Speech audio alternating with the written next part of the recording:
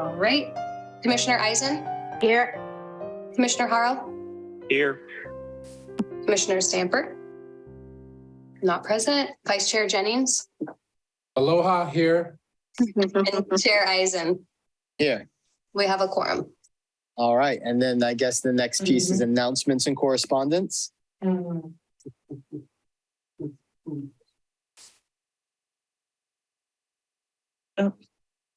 Okay. I don't know if there is any. Then let's move to public comments, non-agenda items. So anything non-agendized that the public wants to talk to? Nobody has. There are, you can. Okay, perfect. Yeah, you can raise your hands. Yep, sorry.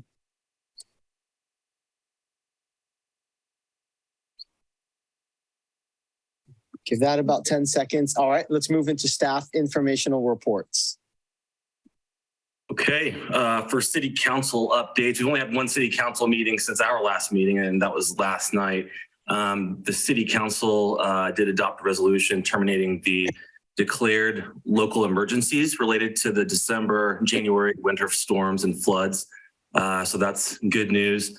The city council also authorized the city manager to execute an agreement for a cost allocation plan, a user fee study, and a development impact fee study with NBS.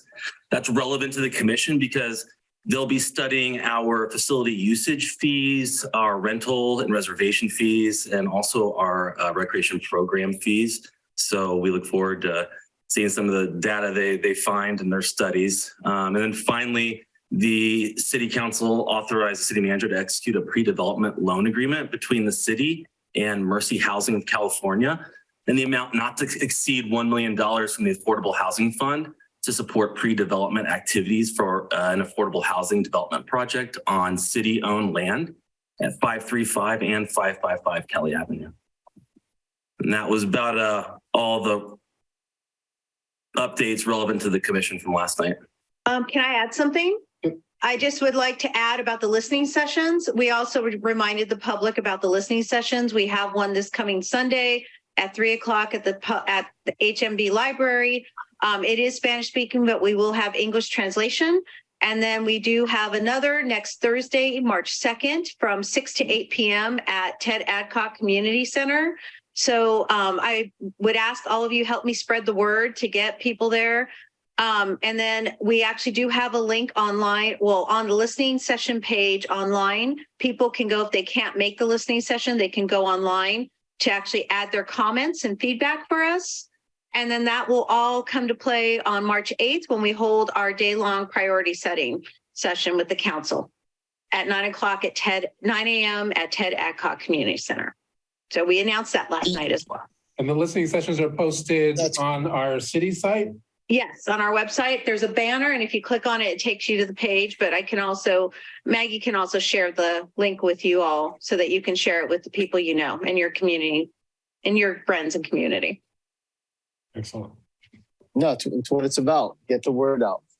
And is there, oh, go ahead, RJ. I was just going to ask, is it okay to ask a question to Eddie on the update? Sure. Yes. Just a quick question on our rental. They're gonna take a look at our rental, I guess, history. Is our goal is that a money generator for the city? Is that what our goal is, or what's the? Lisa, you want to take that one? I was going to ask you. So the fees for that recreation charges for the facilities actually help maintain the facilities and cover the cost of staff. And so when MBS comes in, we've done this study. We actually we look at the master fee schedule every year, and the recreation fees are a part of that. This study will actually do some comparatives, look out in terms of the CPI, see if we're at market value for what we're charging people. But again, that actually comes back to the city to support not only facility maintenance, but also staff time that, and other things that come up as a result of the piece of the rentals in our facilities. Thank you. Yeah.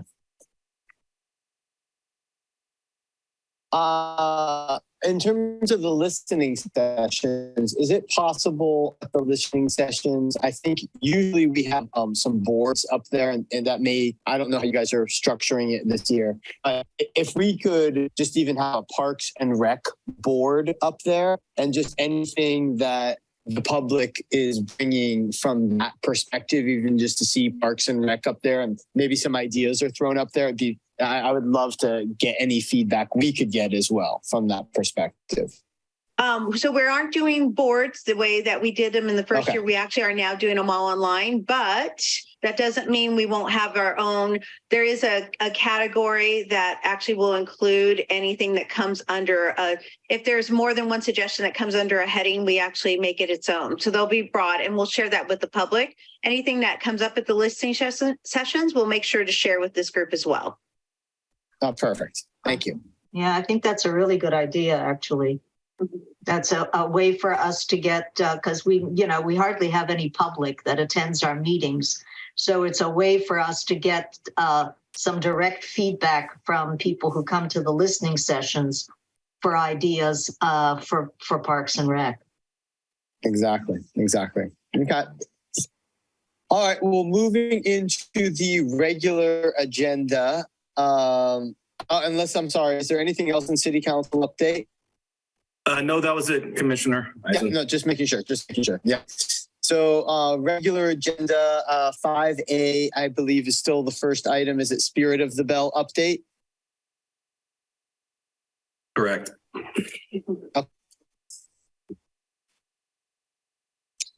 Okay. Great. So, hi.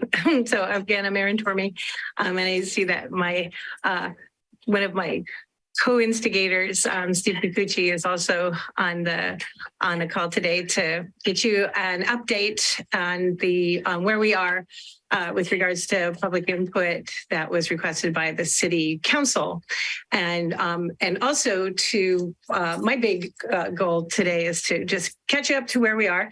I'd love to be able to share my screen and just show you where in the community we've been gathering public update, how we're doing that, and then invite you to any one of the next 5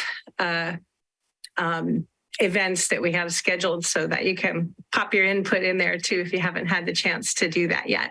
So I think I'm authorized to share my screen, so I'm gonna just jump right in there and share away.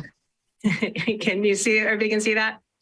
Yes. So where we are right now is that we've had to date 3 opportunities to bring the project to the public, show them the initial, introduce the concept, show them the initial kind of design ideas that center the bell in a little parklet adjacent to City Hall, imagined again as a veterans tribute, but a space that honors all who serve.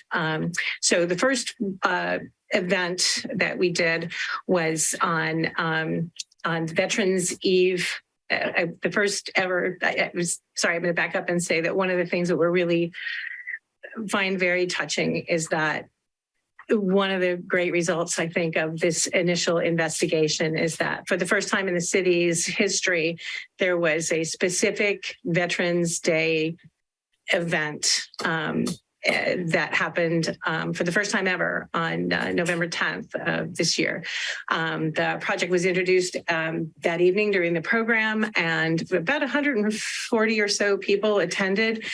We had 68 of those attendees that participated in our DOT survey thing. Again, I'll show you a visual about how we're doing that in a second. The following Saturday, over Veterans Day weekend, we had the display up at the farmers market, and then we had several opportunities that were lined up, but because of weather, mostly wind in November, and then just we all know what happened the last couple of months, so I won't bore you with the details, but we were able to pick it back up again by taking the idea and the project to the Rotary Club of Half Moon Bay just on the 2nd of this month. There were 24 attendees there. We made it a priority to get with the Rotary Club because they have they commissioned the mural that exists on City Hall now. And that mural was never completed. There's no maintenance contract with it. And Rotary is going to need to take some time to figure out how they're going to partner with us in terms of either updating or preserving the mural as it is or replacing it. That's like a whole other project, but they're a priority partner. This is just a quick little picture of sort of what we're doing. The picture at the Veterans event is a little bit blurry because we did it at night. The farmers market one, I think, is a little bit more obvious. We have a lot of space there where we had all three of the designs that Steve Kikuchi and his partners helped develop. And I will show you those now. There are three general concepts in mind. This one is one that's real, kind of a very basic, handle the problems that the city identified as safety issues. And I think we talked about that when we met the last time about the very unsafe exit onto Main Street here at the west end. The city's desire to make sure there was a visual corridor that didn't block the visual access to the other historical assets that city has in terms of the jail and the museum on Johnston Street, or block any visual access to where the actual parking is in the lot behind. The two spaces that are right here where my cursor is wiggling around get moved right into this area so that we have two ADA parking spaces there, so there's no loss of parking. And the alteration of the curb apron here means that we actually can pick up some street parking as well. I can't remember which of your body, but there were a couple of commissioners that were concerned about maintaining the existing, they're called strawberry trees those are here and here in this design, those remain. And this is a kind of just a basic starter point that also still includes the Nanos kind of parklet that they have set aside.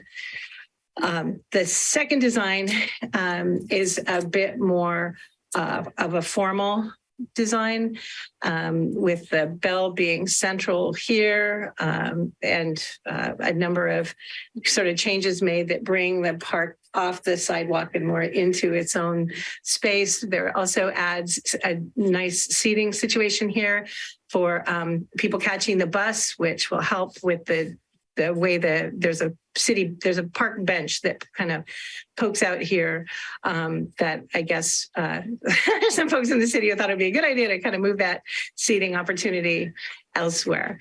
And then there's the third design, which is a more organic, free-flowing thing, maintains one of the original trees and then replaces them with others in the back. All of these still involve the bell and the central theme as a tribute to vets. So what we've been doing is setting these up.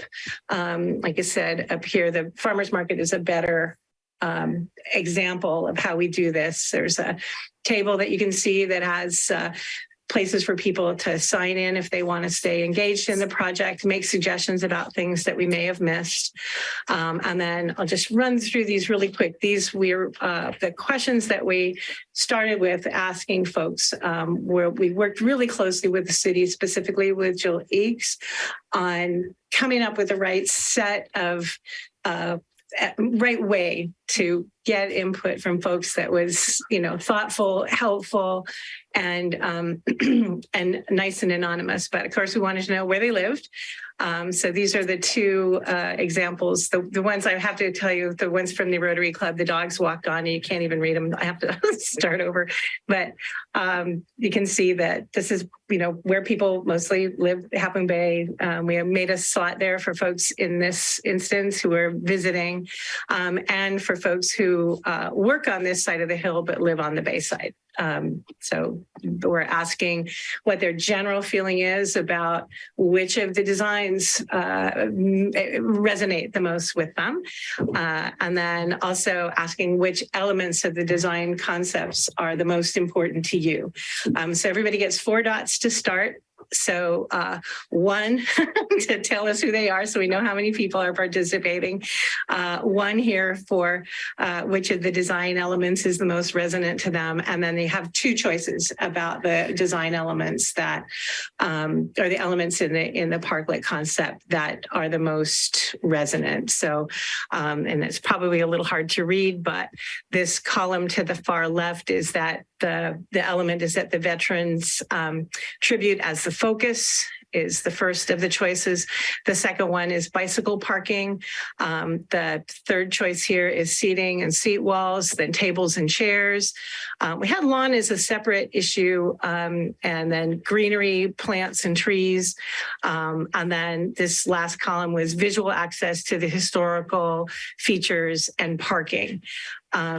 And so those are the questions that we're asking folks. And City Council, when they unanimously approved the general concept and idea, and we were given the kind of green light to go forward, but they asked for a robust amount of public input on the project. So these are the events that we have scheduled. And this is it. This is what we're going to do. So the next one is coming up next Tuesday. There's a Veterans Resource event at the Half Moon Bay Library from 10 to 2. So the plans will be up there.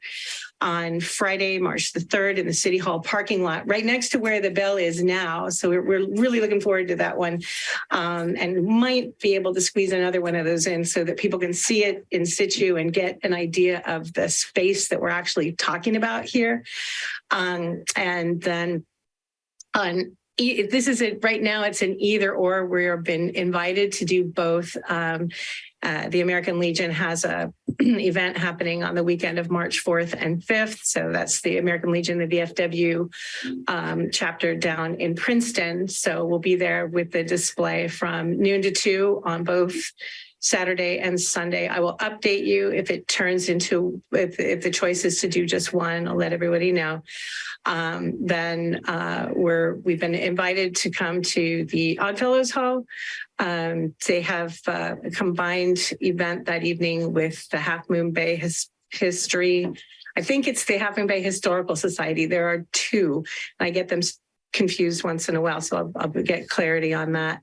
That's from 6 to 8 in the evening. And then Saturday, April 1st is opening day for the farmers market. It's always a nice, big, bustly day, lots of people in town, and it'll be there for the duration of the market day. So that would be Saturday, April the 1st. After we've gotten all those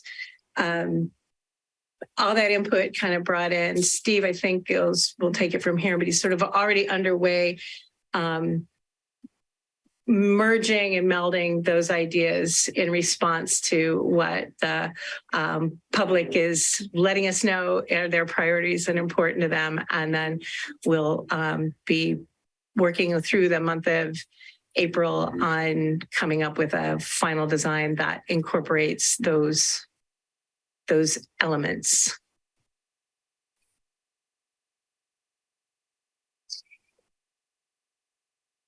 So I'm guessing there are some questions, and we're happy to answer them. All right, Aaron, Thank you for that update. Great information.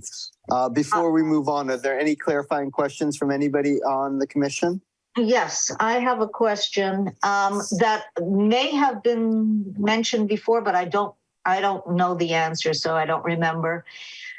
What is the story with that parking lot? Is that all city-owned parking lot? Is part of it a Nanos parking lot? Were they just given a right of way there during the pandemic? What's the story here? So the whole lot, from building wall to building wall, is city property. Okay. Nanos had a special permit to do outdoor seating that was during the pandemic. That permit was through December of 2022. From what I understand, it's been renewed like in a partial way. They also have spaces in the back, and there are, if they decide that they want to continue to do some outside seating where there's egress onto city-owned property. It would be much more towards the east, where the exit, there's a Paulette, they have, I'm going to try to describe this. They have a garden space in the backyard of the building, and there's a gate that comes out from behind there and opens into the parking lot. It's at the far east side of the lot. So if they choose to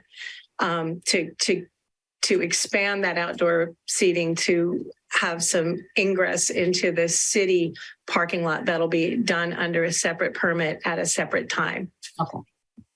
Did that help? Yeah, very much so, because, the plans, the first one, includes the nanos kind of the way it is right now, or has been, and then the others don't. So I wanted clarification on exactly what our situation was there. Yes, at an early stage, the city indicated to us that they wanted to maintain some type of access through that parking lot for emergency equipment or possibly fire access, but we later clarified that that was not necessary. So you see that first concept we did provide access way, but then on the subsequent ones, we learned they didn't need it. So okay, we eliminated it. Yeah, good. That helps. I don't know how this plays into it at all, but do we have a list of veterans, from those who are no longer with us to veterans who are around today, and then any of the younger veterans or younger service people that, from our area, from this coast side? Short answer, we've got, and we had a really interesting turnout when we did the event I'm saying the city hosted it. We just happened to be there and feel very pleased to have been part of what sparked it.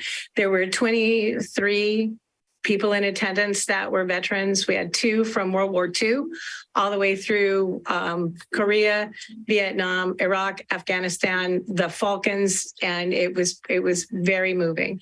We do not, and there does not exist a list of everyone on the coast side who ever served in any of the armed forces. But one of the conversations that we're having is with the Historical Society to work with them on creating one of 2. There's been a couple of ideas that have floated, RJ, to address that idea. And keeping in mind that the intention, particularly of the artist who made the bell and the group that he kind of put together before he passed, was not to have it be a memorial to veterans, but a living tribute to all who serve. Right. But there is, I think, a real, a lot of people have that impulse, to honor a specific individual. And I think that what I might do, with your permission, is share my screen again one more time, and I'll just maybe be able to, what am I doing here? Let's get to this one. So as you can see on all these designs, all these shapes and pathways that you see are variations of pavement types and paver types. So one of the ideas that we have been discussing with the Historical Society, the Half Moon Bay History Association, is in this area, see around where the bell is in this particular drawing, these bricks and things like that. One of the ideas was that people who wanted to honor a specific individual and could do so by working with the Historical Society and buying a brick with that individual's name and the service that the branch that they served in, including it was very specific, wanted Coast Guard and Merchant Marines to also be recognized in that space. So there's an opportunity there for individuals within the community who wanted to recognize a specific individual. We'll do it that way. The other thing that we've been talking about, and this was probably going to be a little trickier, is doing something like where there'd be a small sort of an informational kiosk thing with a Q code that would take a visitor to the site, right to the historical thing. And they could just put in the name of a long gone De Benedetti that we just know it happened to Maya Lynn. It's going to happen to us. If we try to put a list of names up, someone's going to get forgotten and someone's feelings will get hurt. But we thought that by working with an organization like one of the historical associations to start creating a crowdsourced in memoriam, if we wanted to, we could do that. The other group that we've been connecting with there's a group called the Blue Star. It used to be the Blue Star Mothers, but now it's the Blue Star Parents, and that is it's a support group for parents who have kids that are serving in the military. And I got connected with them through my nephew Kyle Garrett, who was a 2-term Iraq War vet, who helped me get the farmers market open. Great guy, used to live in Moss Beach. So that's how we're hoping to address that issue of specific individual remembrance. Because, thank you for that. The idea of having even the current enlistees, ROTC, and those enlisted, I think one of the conversations we had a while back was, how do we raise the awareness within the youth? That's, to move towards service, whatever that is, whether it's military, whether it's helping the city. But I think seeing that close to them could help inspire others to move towards service. So I like where you're going, even if the current folks are digital, so we can continue to add names, but somehow be able to see people they might know or know they came from the high school here, or, so I just think that it continues to raise the awareness to the youth. Yeah. Well, any suggestions anyone has, we're open to as things evolve. Well, Erin, I like Excellent. the idea. I like the idea of the bricks with the names. I think that's really cool. If there's a way to do it so that it's almost like the stars at the Chinese Grauman Theater, where you have a ceremony of, let's say, when you add a name, like that, we would be able to add a name and then have a story to go with it, about this person. I think that those are the kinds of things that would really help to raise awareness that, RJ is mentioning, to raise that awareness of service. So, because we don't typically celebrate that. Yeah. Well, I'm sure that will all evolve. It's absolutely, I think looking at the response we've gotten so far from the community when we ask them to identify their priority, the priority that it is a tribute to vets is yeah, seems to be a number one thing. So we're open to, again, that's a kind of a down the road piece of it, but it's definitely been at the forefront of how we're thinking about space and thinking about the space as being something more than just a plaque on a wall, but a spot so that if there comes a time when somebody's laying that brick as part of a not just an act of historical remembrance, but one of immediacy, that there's a place where a family could gather, and that's where they celebrate that person. And yeah, so anyway, is there anything else? Erin, I got a message from somebody asking, or from Hillary, actually, one of our commissioners, asking if there's a link to see the different possibilities that exist. Short answer, not yet. It's okay, been. Yeah, so I guess my follow-up question was just when I was trying to listen about the feedback on the different 3 places. Can you then do we have like a solid sense of what is favored at this point then by people who've given feedback, or are we the only ones who see this design and you're just soliciting feedback? Sorry, I've had some technical difficult. Oh, that's okay. No, we've had it out in the public 3 times, and I can probably pop this up again for you really quick if you would like, so that you could see it. So these are this really quick is how we set it up. This situation here, 3 designs, blah, blah, blah. These are the 3 questions we asked. So far we're seeing like vast preponderance of folks living, here on the coast. Most folks tending towards that more organic. Got it. That's okay. Sorry. That's the piece where I was confused about what which the organic one was, and then translating it back to the. Sure, why that's doing that. I'm sorry about that. And then it seems like this is runs about balanced in the 2 that I can show you about, people having pretty strong feelings about, again, in this particular case, everybody gets 4 dots, so they had 2 to choose from. So seems like having there be lots of greenery and natural space is like booming right in there, along with one of the things that surprised me the most about this was when we did the Veterans Evening, how many people were really turned on by the extra bicycle parking. And at the farmers market, where everybody's always griping that there's no bicycle parking, nobody seemed to care about it at that.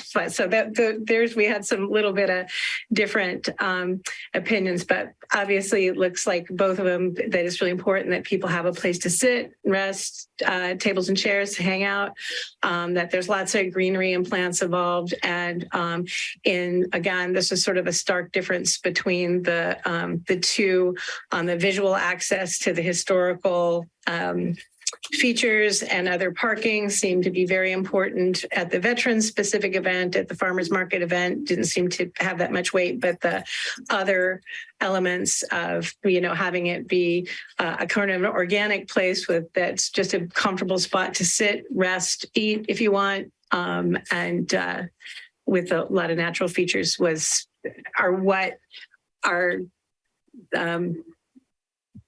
guiding Steve and his team in terms of their next steps. Okay, thank you. I do think that I understand. So I wanted to make sure that I understand completely before I made my last question, which was just that if it was the case that people were appreciating, one of the top things was the greenery and stuff. Asking if there is a way to have the organic looking one without taking out mature trees, just because I've found in a lot of situations when you take out mature trees, it just takes a while for them to come back and be as pleasant to be around. And it looked like the organic one, you do remove one of the 2 mature trees there. I think, Steve, you can probably answer that better than me. Yeah, I think we developed that scheme before we had that feedback from the commission. So in looking at it, I think we can probably update the design and keep both trees. And there's a very good chance, as we get more feedback from Aaron's next meetings, that the final design will be a hybrid of ideas from all the different concepts melded into one, and we'll have to take into consideration all of the preferences and likes that have been expressed. But I think we can meet it. That's our challenge, and I think we can meet it. Great. Yeah, because I loved the design. I thought that they looked great, and I do like the organic shape of it. I just wondered if there's a way to maintain that organic feeling while also not losing mature trees. Yes. And just one last comment that I have is that, Aaron, I appreciate some of the thoughts you're giving around the draw that bringing people in, that there's a place for them to rest and enjoy that space. Which is a part of, I'm going to speak my work lingo, it's part of the condition of satisfaction. It's what do we want to achieve by it, right? Is it a place where we want children to come for a tour and, be exposed? I think you've got a list of them. And so the clearer it is, I think the clearer it helps us design a space that draws people to that area, right? So there's nothing specific that I'm asking of you in this, just the feeling that I'm starting to hear the condition of satisfaction from you. And I want to just make sure that we don't miss out on an opportunity to educate or inspire or, right, that be a part of our condition of satisfaction. As a designer, I think it's a fantastic space. It's intimate. It can be a very intimate space. It's very protected from the wind. It can become a very nice space that draws people to it. And as a result, if we draw people to that space and they have the opportunity to absorb the information in there, that's the greatest part, is that we're making it a pleasant space that'll draw people. And once they're in there, then they can learn more about the message that we're trying to communicate to them.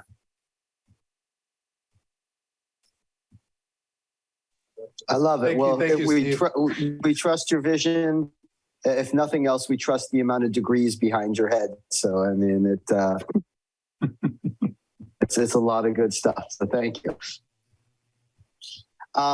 Is there anything we are supposed to be doing besides providing those questions on this particular topic? I think it's just an update, but just wanted to clarify. Correct. It's just an update. And that's great. And our only ask of you all as not necessarily commissioners, but as citizens, I'm going to turn around and send that one slide with the dates of the places where we're going to be having the designs out. And we would love for any and all of you to come down and put your dots up and be part of the process with us. Excellent. Thank you. Excellent update. We appreciate the input and the dedication you all put into this, and look forward to continuing this. Thank you, Steve. Thank you. Thank you. Good night, everybody. Good night. Good night. Good night, Aaron. All right. Is there anything else before we move on to 5B?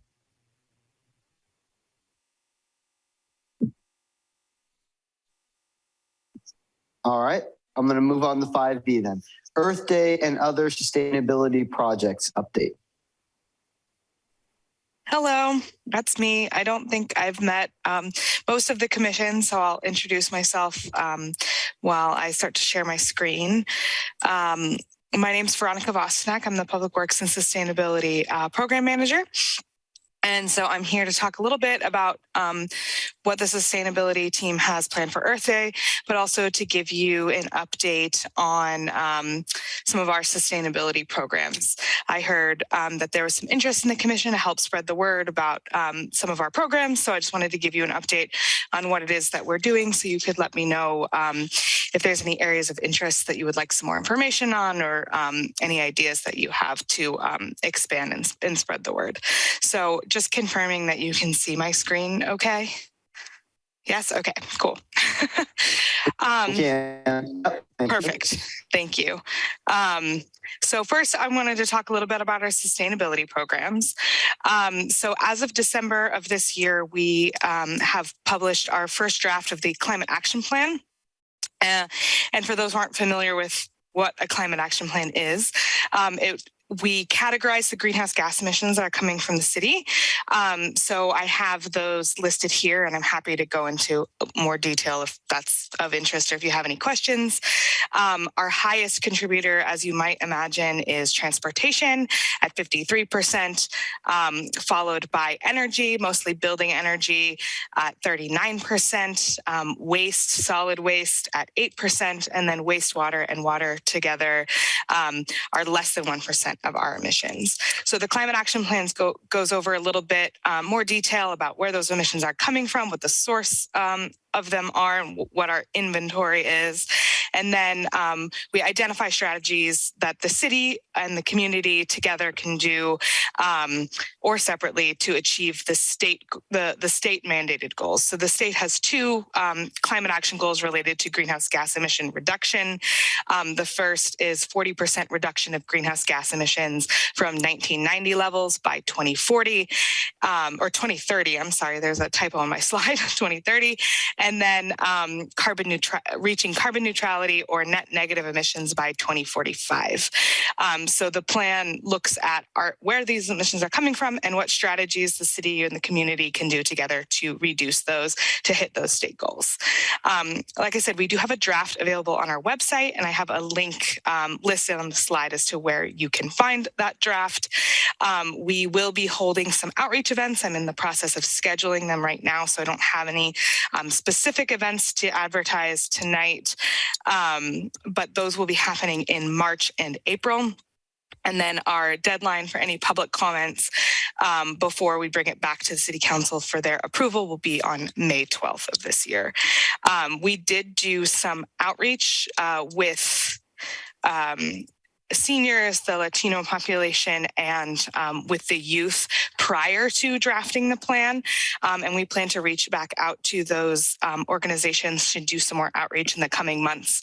And I know there was some specific interest with the Parks and Recreation Commission to help spread the word in the schools, and any opportunity that we have to get to more people, we appreciate. So if there's any ideas that you all have or any connections that you would like to make that you think anyone in the schools or quite frankly, any events that you know of, I would welcome those suggestions and those ideas.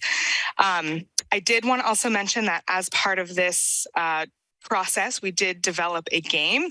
So I don't know if you all are familiar with the game Loteria. It's commonly played in Latin America. It's kind of like a bingo.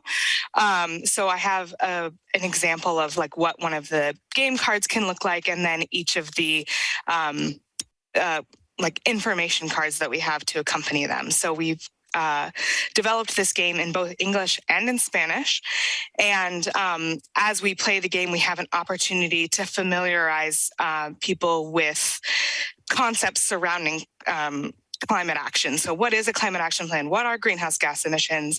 And then again, what can we do to reduce those emissions? And then also, what are some of the impacts that we see in climate change? Do we see wildfires or, increased storms, maybe flooding? So it helps kind of make sure that everybody's on the same page and doesn't assume that people have knowledge of what climate change, climate action, or climate adaptation is. So we have the opportunity to play this game at some of our events, and we plan to do so throughout our outreach. So another program I wanted to talk to you all about is our disposable foodware ordinance. So back in 2020, the City Council adopted a foodware ordinance, and it was updated a little bit at the end of 2022. This ordinance requires that any food service business use reusables wherever practicable.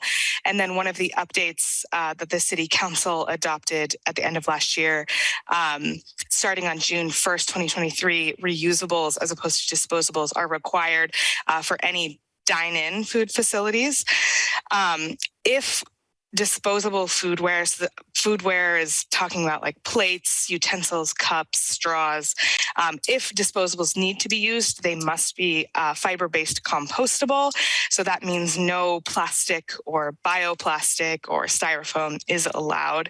And any accessories, so those forks, the straws, cocktail picks need to be can only be distributed on request of the customer. So restaurants should not be giving them out automatically. They should not be asking you if you want them. They should be waiting for the customer to ask for it. My ask and need a little bit for education is identifying those food facilities that still need a little bit of assistance in complying. The county provides a lot of really great technical assistance to the individual businesses to help them comply and help them find the foodware that is compliant with the ordinance.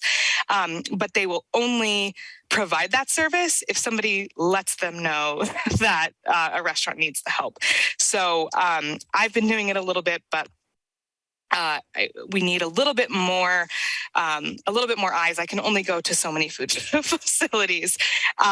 So there is on our website, we have hmbcity.com /disposable foodware. There is a form that can be filled out. There's a phone number, there's an email address to which you can let the county know that extra support is needed. You're also welcome to just call or email me directly. I have my email address at the end of the presentation. So if that's of interest to any of the commissioners, that's another opportunity for some assistance and outreach. So those are the two sustainability programs. Those are my main two focuses right now. We have a couple other programs that we're working on, but these were what I was focusing on for the sake of the presentation tonight. And then I wanted to talk a little bit about our Earth Day plans for this year. So every year we do a community recycling event that's sponsored by Republic Services. As part of that event, we hold it at Smithfield. We have e-waste recycling, so you can recycle TVs, phones, anything electronic. You can do that for free. We have free document shredding and compost giveaway.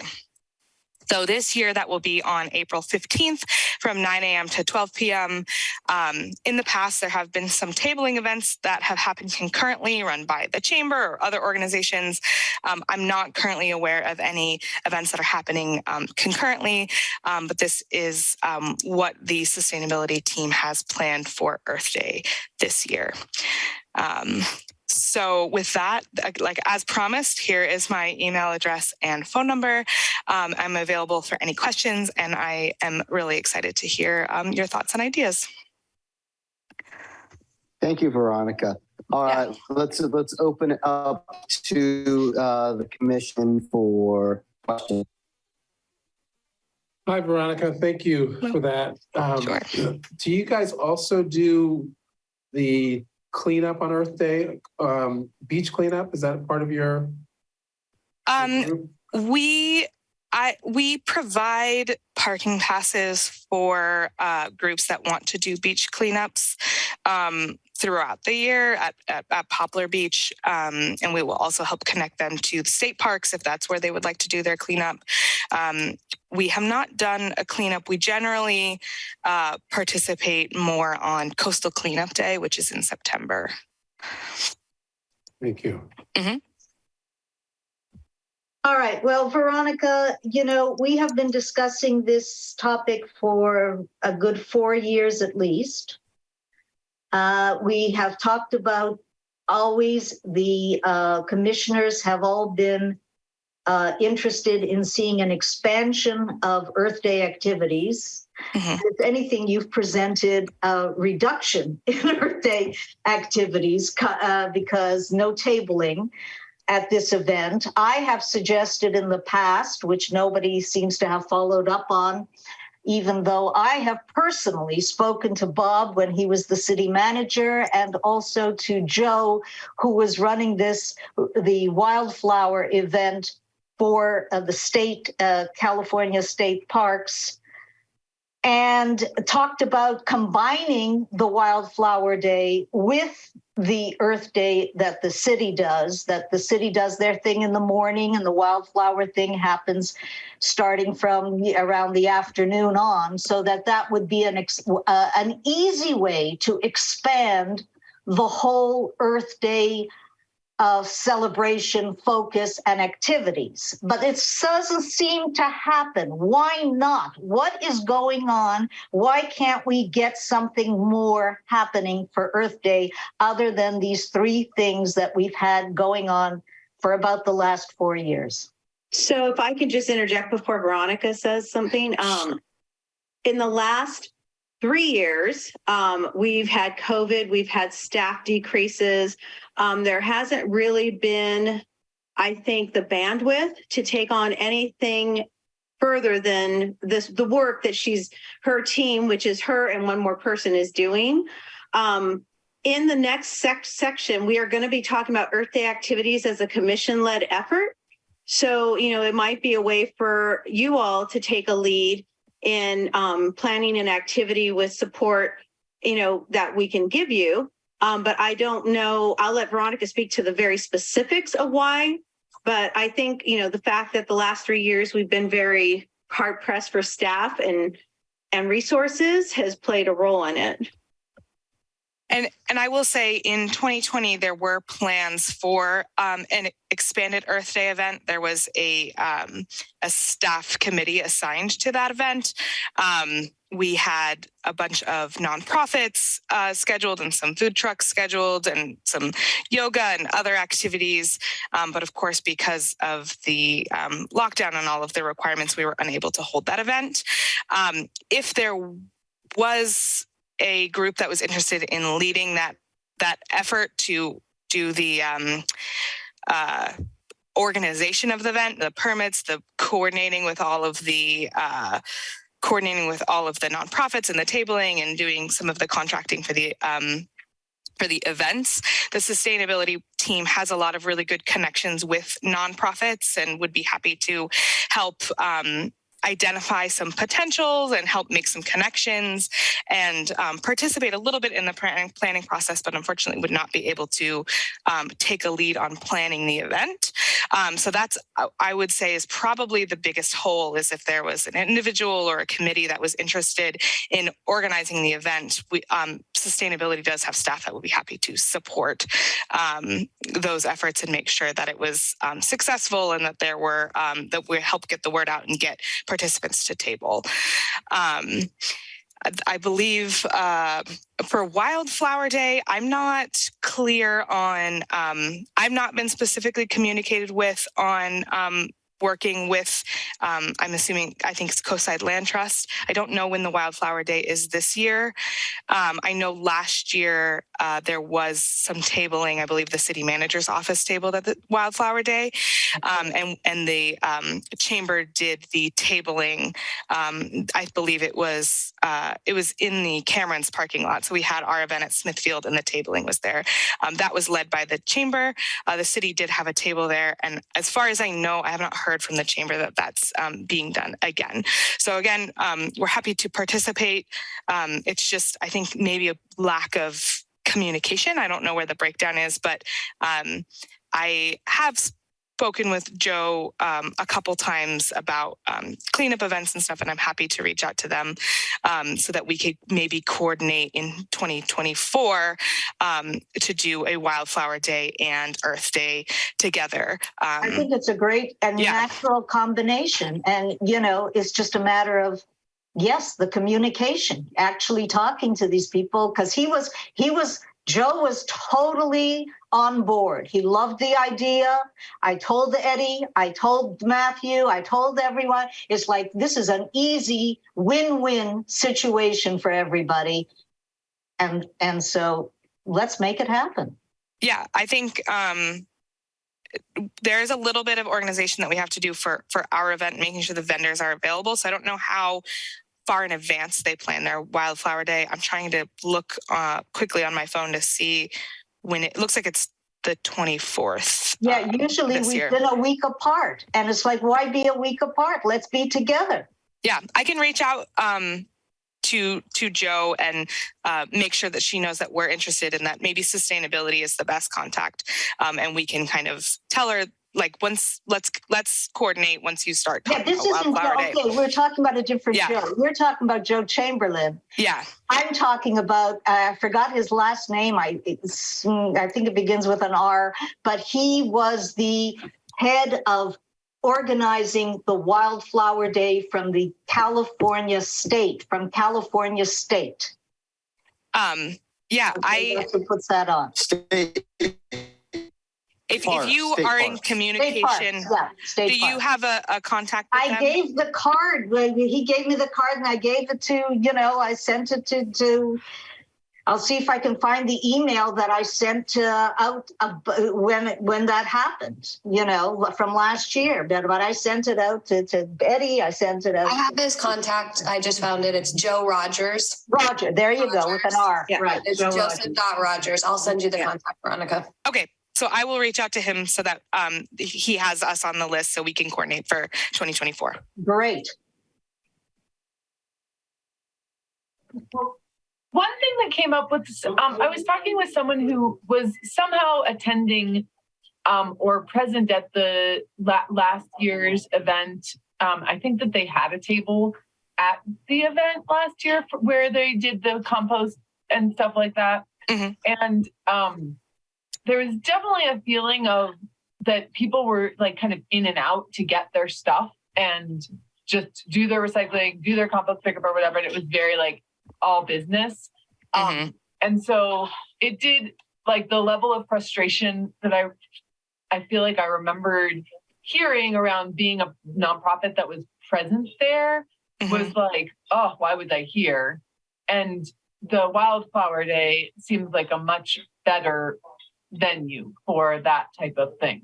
So when thinking about combining this, I would just be like thinking about not necessarily having let's get out a truckload of compost at the same time as the Wildflower Day. Yeah, I think that's a good suggestion.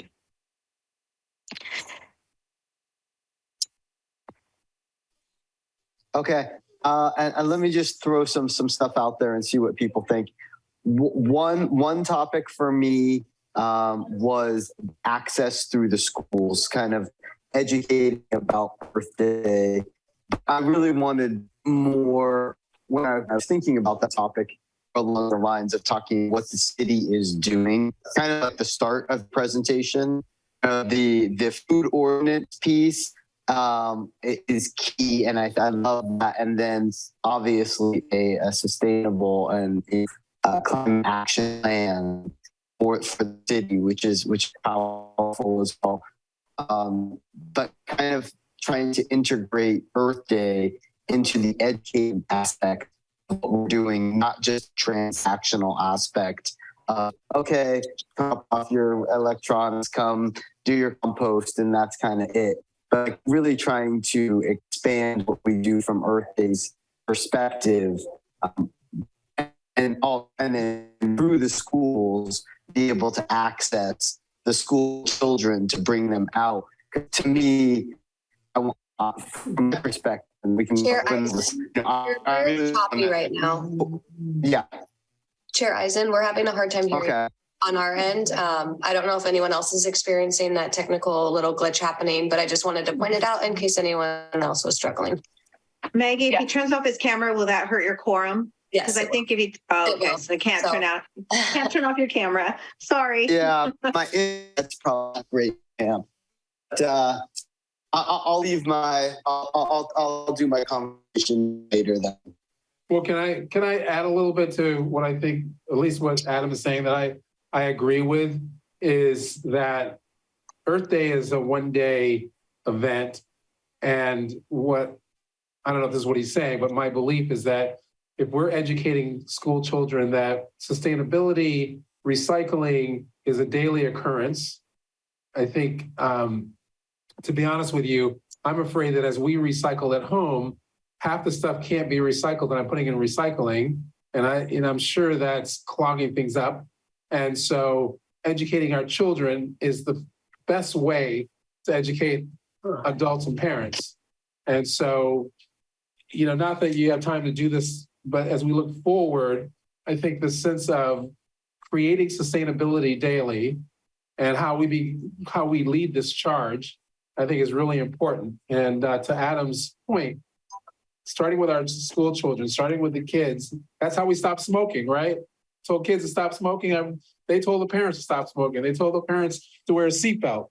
So I think it's just a great way to get the word out. So probably not something that we can get on the the docket now, but maybe it's something that we can look at as a commission for next year and working with you and see how we might be able to support you around that. That's my initial take. And if I may, I'm sorry, Veronica, you No, go. you're fine. I was just going to say, we do have, as part of the city's franchise agreement with Republic Services, some of their, every year they do education with the kids surrounding specifically sorting and recycling. That's been a little bit derailed as everything else has been with COVID. The school, normally they do field trips to the Ox Mountain landfill, and the school district has not quite felt comfortable with that yet. I'm hoping that we can start that up again in the next school year. So this coming fall, I think it's time for those to resume. And all of the schools just added compost. So they currently have trash, recycling, and compost service. And Republic Services did some education at lunchtime, helping the school students learn kind of what goes where. So there's a little bit of that specifically related to trash and recycling already occurring with the schools. I'm so glad that you said that. Oh, do you want to talk or? I just actually wanted to add something really quickly because I spoke to Chair Eisen, and one part of the conversation centered around the commission actually acting as helping get the word out in your respective schools where your children are, so that when we do have events, when we do certain projects or staff-led efforts in terms of sustainability, all of you have children in the local schools that could help get the word out and potentially get people to attend and participate in a lot of these events and activities that sustainability is doing. I mean, I don't think Veronica's ever going to say no to having liaisons in the community getting the word out for her. But I hope I got that piece right, Chair Eisen. Yes. Yeah. I want to make sure that we get word out for things that we have a good reason to bring kids to. On that, I just wanted to add that I think one of the things that HMBPRC is doing that's quite unique and very progressive, even in San Mateo County, is around our composting efforts. We just do a phenomenal job of allowing people to compost. And I am constantly astonished with how many adults do not know anything about all the things that can be composted, especially since it seems to me that composting is actually probably our best bet for a lot of keeping a lot of the trash out of the landfills, since the recycling is, I don't know, it seems like it's a little trickier these days. And yet we can recycle so many things, we can compost so many things that we actually also can recycle. So I think there's a huge opportunity to focus quite specifically on educating everyone in the community around all the things that can be composted. And just, it's such a hole of people not knowing and so much opportunity to teach people. So I've been thinking about that a ton, and I just wanted to mention that. I also, my second thing that I wanted to mention was now that I didn't even realize that we had a sustainability program manager. So I'm really excited to hear that. And I feel like there is also a place to be thinking about the waterways that go down into the ocean and all of the kind of just like caretaking of our rivers and streams.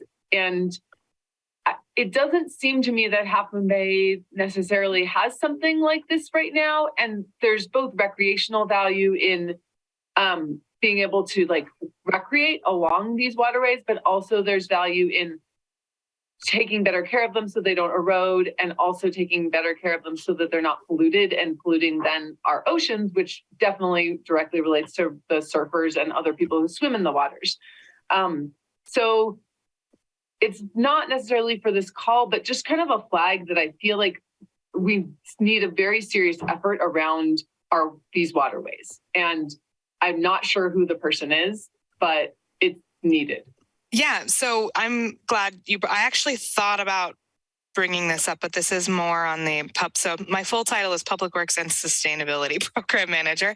And on the Public Works side, we have a stormwater permit that deals directly with polluting the waterways, like in reference to stormwater, so stormwater runoff and the pollution associated with that.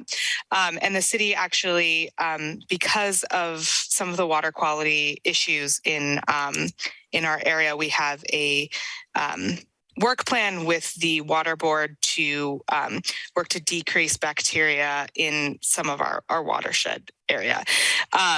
We have an effort with the county, the harbor, the city of Pacifica, and the Resource Conservation District focused around that.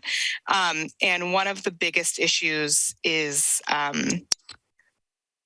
dog waste, which is not the most fun to talk about. But there's actually the city and the OCD put out a post today about that specific issue, since there's rain expected in the next couple days. So that is something that we're working on.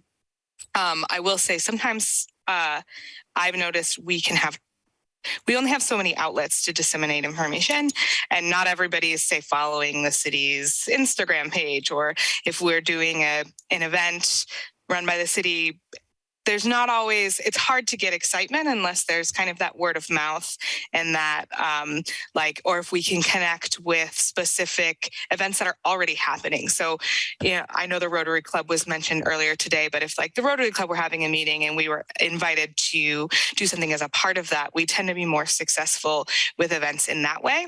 So that's why I'm working with some of the organizations like Senior Co-Siders, Youth Leadership Institute to do some outreach surrounding the climate action plan.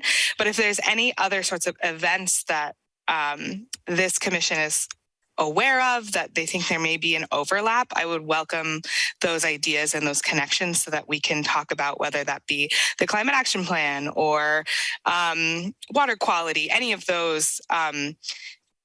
Sometimes it takes being invited to those events in order for them to happen and get more participation. So if that's something that any of you can help facilitate, that would be very welcome. So Veronica, here in Half Moon Bay, and the coast, we have quite a few organizations that I know, I'm associated with the Coastside Families Taking Action, which is over 250 families in the area. So I think that we have ways to do some outreach that, that we can utilize. So I certainly want to keep that conversation going because this is important. Dog waste is huge, because I think most people don't understand. And I've got neighbors who just feel they take them out on the bluffs and it should be fine. And It's actually the worst place for it. So we need a way to get that word out. So I appreciate that. I just have one comment there, Veronica, that may be one of the things to especially encourage Earth Day, or especially that Earth Week, or maybe have a day that, I don't know when, I know there's some day where there's that ride your bicycle to work day or something like that. Mm-hmm. Definitely to focus on using your bikes, at that time, especially for kids. I found out, to my shock and horror, that most of the kids that go to the high school, they don't go to the high school by bicycle. I actually was speaking with the school district yesterday about this. We have in the works the East Side Parallel Trail. So there is funding and plans for all the way from El Granada to basically where the high school, up at the bottom of the hill there. Right. And the school district was interested in trying to find some funding for e-bikes. The city, Maggie actually got a grant last year or this year to do e-bike subsidies for hospitality and farm workers. And I let the school district know about that opportunity so that maybe they could provide a similar subsidy for school students. So I think that combined with the new trail might be a really interesting, because it's a little bit hard to get to the high school by bike right now. That infrastructure is not quite there. It's getting there, but it's not quite there. Yes, right. We don't have the proper infrastructure. There's no question about that. I mean, I think too, you have to change the culture at the high school. That's not one of cars are the social place to hang out. And right now there's a major kind of cars are where people go to do everything. And somehow I feel like the school is doing work to help create more spaces for people to hang out, but it's also a very much cultural thing that needs to be changed. And then can I just quickly go back to your dog comment? Because this really relates very much to Parks and Rec on the coastal trail, that it's great that we have the dog bags at Poplar and the trail, and we have them at Kelly and the trail. But they're often not full. And also there are so few trash cans. And so I know that we've gone back and forth about like the not wanting to have small trash cans because then people pile trash next to them. But it also, I mean, we walk dogs every single day on the coastal trail and watch tons of dog owners walking there, right? And you only have the one thing of Kelly trash and the big dumpsters trash to throw dog poop, and also bags that are not there. And many people get caught. You can get caught unawares as a dog owner, right? Like, I don't think everyone is just planning to go and do this on the bluff tops. I think that people get caught unawares. Lots of things happen, and there are ways to support like keeping things cleaner from dogs that maybe we can look at. Yeah, I'm not sure who maintains. I'm not sure if it's the city that fills those bag containers, but I'm happy. That's very relevant to some of the work that I'm doing. So I'm happy to look into that a little more. So the trash cans can be, trash cans are always hard. As you mentioned, sometimes trash cans can attract more waste, but then if you don't have the trash cans, where do you put it? And then there's also a maintenance issue of how it gets emptied. But that's something that we've discussed as a coalition that's working on this dog waste issue on the coast, is trying to figure out what that balance is, and then also trying to identify who in state parks would be the best contact, since a lot of the coastal trail is managed by state parks.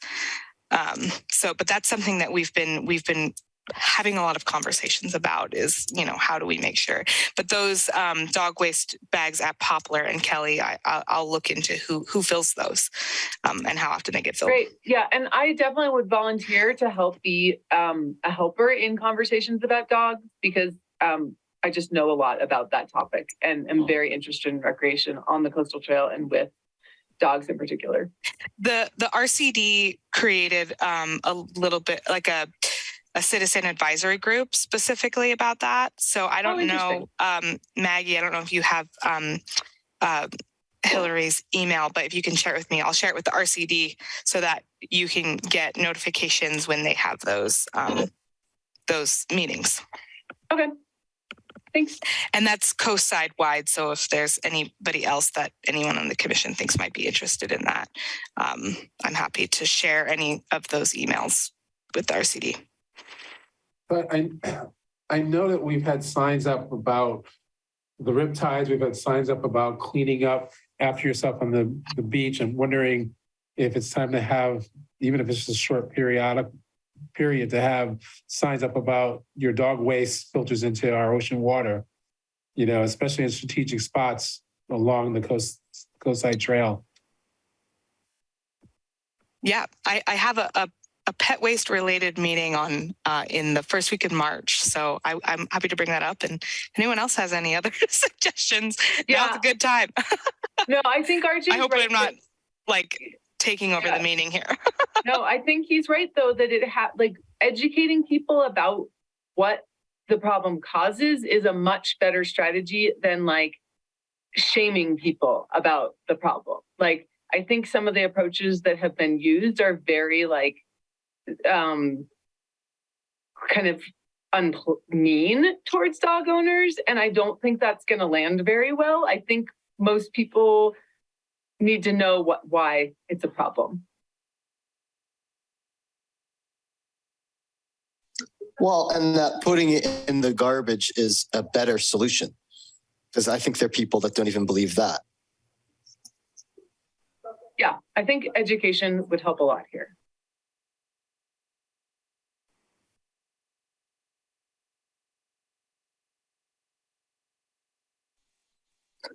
Okay, so we have some topics. Perfect. I will bring Some them. great things. I will bring them to the For coalition. Earth Day moving forward. Yeah. All right. Well, thanks, because Veronica. This is exactly. It's a pleasure meeting you and having you in our meeting, so that and that you're in that position. So we're very hopeful for some really good things ahead here on the sustainability front. Very important topic.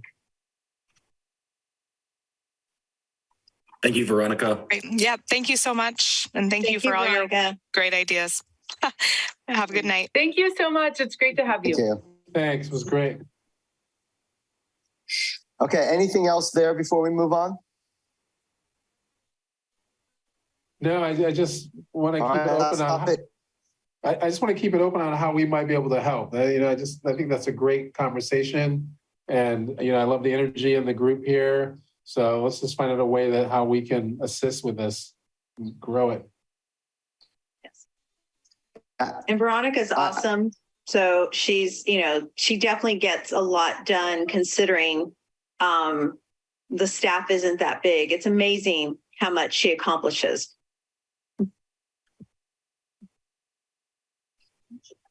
All right, great. And the final topic, 5C, finalize Recreation Commission priorities. Yes. Yay. Are you guys ready? So I am going to share my screen. I did something a little different for you all. I took all your lists. So everything you guys brought up at the last meeting is on this list. And what I did, though, is I actually mirrored how the city council does their priorities.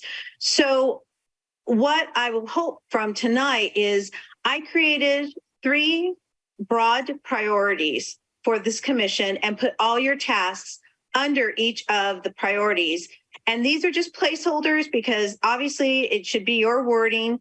And let me show you what I mean, because this way you're more mirroring the council.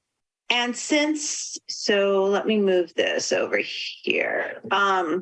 So you're mirroring the council and how the council actually has their priorities listed. And we can go through each of the priority of the tasks that you came up with to make sure I caught them right. And then what I did here is I actually made a priority and then I listed under top level tasks because most of these are projects or tasks. I added a column and we can talk about this. This is obviously your document. I just kind of put something into place so we could have a starting point for the discussion. But I led, whether it's a commission-led effort or staff-led effort. And then what we do with our priorities for the council is as things get done towards these individuals, we actually list them out. So you can actually see progress because I know some of the concern has been some of these things are on the list. And then you don't really know either where they are or what happened in the planning. And this way there's more of a monitoring, which obviously staff does this for you. And, we can actually make maybe every other commission meeting, you can take a look at your priorities to see where these activities are. And if you don't like it, that is the decision. My feelings will not be hurt. I was just trying to get a little bit more organization into the priorities. So we can go through the actual priorities that you all gave me 2 weeks ago. So of course we came with the first night, and this was a New Year's Eve family friendly event.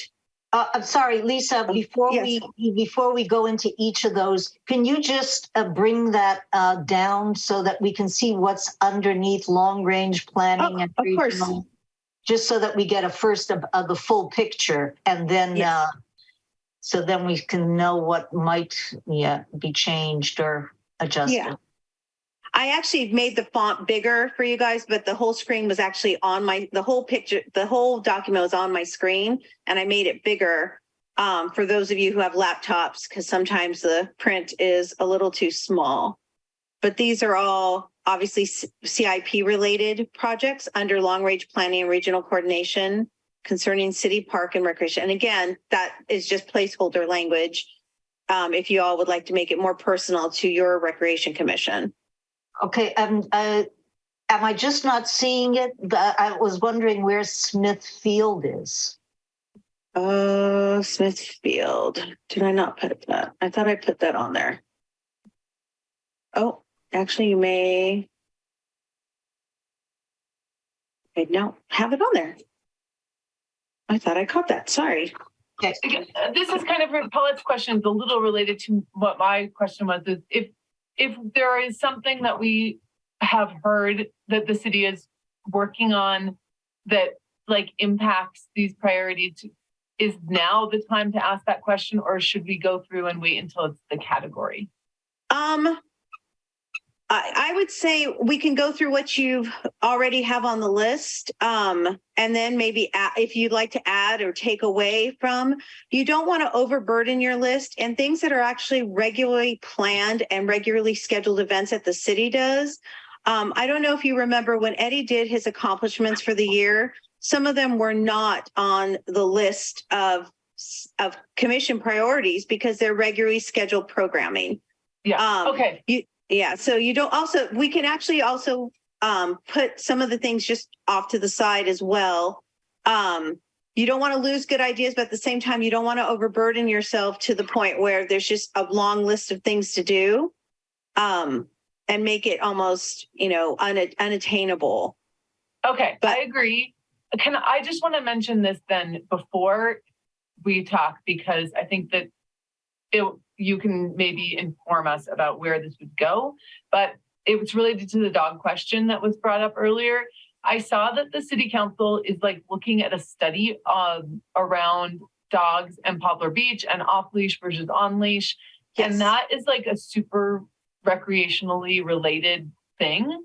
And I just wasn't sure what our relationship to that particular study or activity would be, and how we would have a chance to hear about that. Hillary, I don't know if it necessarily needs to be in your priority, but that actually, from what I understand, it's going to be a project I'm working on. So I actually can link both the commission to the council. I can't see this going to council without first coming to the commission for some feedback. Since you're right, it is, it does impact recreational efforts. We haven't actually drawn up a plan of the process of how it's going to look.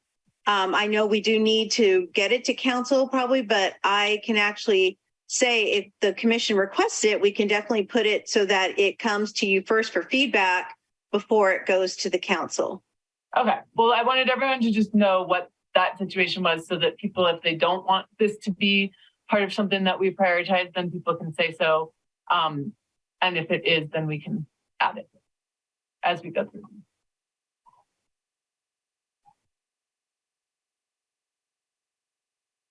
Okay. All right, Lisa, the other two things, again, I can't see that bottom part, so I'm not sure if it was on there or not. Let me see. I'm wondering about the Johnston House. I did not carry that over. Where would that go? Because the city is working with the Johnston House for the MOU. Is this going to be something that you all work on as well? because I know the city is working on the MOU with the History Society. So I may have just missed it, but where would you like that to go? Okay, so at one point, Matthew, had brought to us, the whole concept of having something more going on at the Johnston House rather than just the visits to a preserved architectural structure. Okay. Okay. And so. And also the trail that would be coming. The trail and also a bigger possibilities, maybe the horseshoes to be at the Johnston House. I mean, that was another thing that was thrown out there. Initially, the community garden was thrown out, but then we looking at it more for Magnolia. So there was still a lot of unresolved things about the Johnston House. Because I don't know what this MOU exactly what the nature of it is.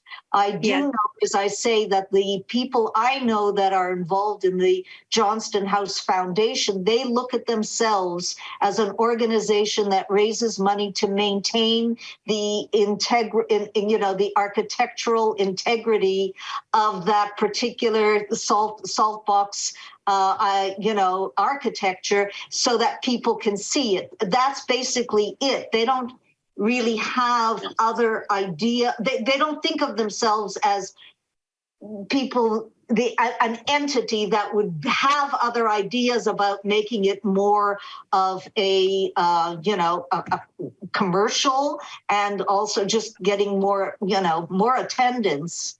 Okay, so what I can do though is I can put it under modification of existing programs to meet event and make it a commission-led effort. That way you can actually bring ideas to the city. I think at this stage, we're still not ready to move forward with any further any development. That's why maybe it's a long range, though. Maybe it's a long range because it's, it's something that's still in there and that needs to be addressed. But whether it will be realistically in 2023 is another question. Okay, so maybe I call it a community collaboration discussion. Mm-hmm. And then eventually it probably will turn into a staff-led effort. But at this stage, I think it's like you said, it's more of the planning, more of the ideas, more of the getting things on paper. The trail is a separate piece of that. Yeah. And I think the trail update from staff in relationship to PW covers that piece of it. So we'll put it down and then put community and then with the potential, as long as it's on the list, it'll be highlighted there. Yeah. And then, okay, so should we go through? Yeah. Okay, so first night, New Year's family friendly event. Adam, that's what you originally had in mind. And eventually, I think it morphed into make it Main Street, but we still want to look at first night. Now, it would be a commission-led effort only because we have a mandated for a break during Christmas and New Year's. So there is no staff actually working between December 23rd or whatever days before Christmas and January, whenever we come back. But that doesn't mean it can't happen because if everything's in place, it would just mean that, the commission-led effort would be the night of type of thing. So it's doable. Programming for school break, that would be staff-led effort because we'd have to collaborate with the schools and to see what's available. Eddie could develop liaisons with the school districts. It would take a little time and effort to do that. I put Earth Day activities here just for this year because, you guys talked about it. And if there was something you all wanted to do, as Veronica said, we could help in terms of contacts and, details, giving you information. If there was something you wanted to do, I kept that on there because somebody listed Earth Day activities. And then further discussion to look at city. Oh, sorry. Lisa, just a quick question. When you have, I understand commission-led, when you have staff-led, is that a combination of commission and city staff? What does that mean? Well, all of them are technically a combination. It's just whoever leads it.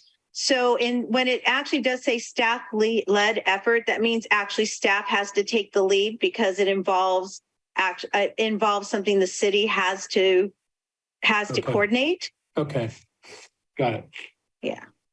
And then we go down to modificate. So this was what I called, and again, placeholder, maximize recreation opportunities, considering available resources. That's what I saw this as being. You want to maximize what's there by looking at what's available, but making sure we're getting the most out of what we have. Because we have a lot, and so why not expand what we already have? So that's what I called that. And when we go through these, you guys can come back and beat it up a little bit and, put it in your own words. So the next category I called modification of existing programs to meet developing community needs. These were some of the things that you all expressed interest in. So there was talk that this has actually been talked about and unfortunately not moved forward, the master donation fundraising plan, Carter Park. This could totally be a commission-led effort with staff support, a standalone committee, ad hoc committee that's developed. We've done it for other projects. And so I put that under this one. Have a liaison from the commission for the Friends of the Half Moon Bay Public Parks and Recreation Pool Subcommittee, because I know you all had expressed interest on that committee. However, it would be a liaison role because we've actually not undertaken the pool as one of the city priorities or projects. There's still a lot of work they have to do to be able to say this for the city to be able to give it a green light. And right now, the way it stands, it's not set up to be a public access, and that's our first rule. It would have to be a very publicly accessible pool for it to be considered a city venture. But that doesn't mean somebody can't be a liaison on this commission and bring back information, because that would be really helpful.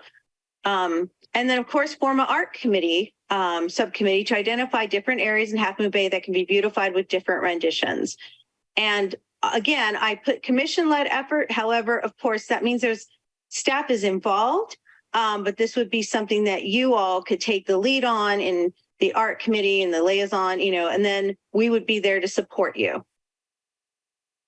The next category was long-range planning and regional coordination, collaboration concerning city park and recreational facilities.